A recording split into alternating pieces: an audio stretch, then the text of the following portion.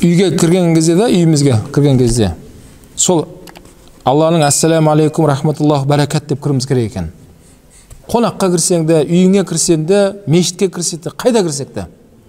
Тек қана бұл сөз әжетхана кірген кезде ғана айтылмайды. Қалған кез келген есіктен кірген кезде осы сөз айтып көру керек екен. Не үшін десе, өйткені тусалли миналлахи аля нафсук. Біріншіден Алла субхана ва тағаланың есімімен сен өзіңе сәлем беріп жатсың дейді. Үйде ешкім болмаса да, ассаламу алейкум деп үйге кірген кезде біл, сен Алланың есімімен өзіңе сәлем бергенің дейді. Одан кейін тусаллиму аля ман фихи минал джин, және үйіңде періштелер болады, мұсылман жындар болады, сен соларға сәлем бергенің дейді.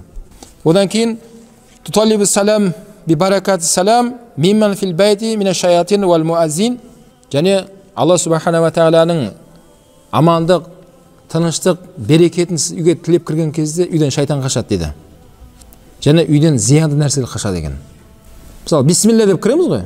Бисмилля деп ұстаңдар дейді хадисте. Кез келген нәрсені бисмиллямен баста дейді. Кім есіммен бастаймын деп өзі? Ассалам да сол, Алланың есімімен бастап жатсың, үйге кіріп жатсың. Яғни Алла мен ассалам екеуі де Алланың есімі.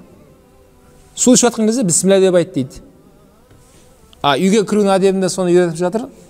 Ассаламу алейкум рахматуллахи ва баракат деп кіру керек та үйге кірген кезде.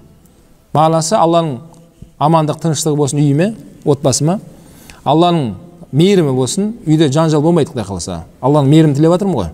Алланың баракаты болсын деймін. Үйде берекет болады. Үйде барлық нәрсе молшылық болады, иншалла. Осы үш нәрсені жақсы жаттап алу керек екен да. Сол Алланың сәлем беріп үйге кіру арқылы шайтан қашады екен, және зиянды нәрселер қашады дейді.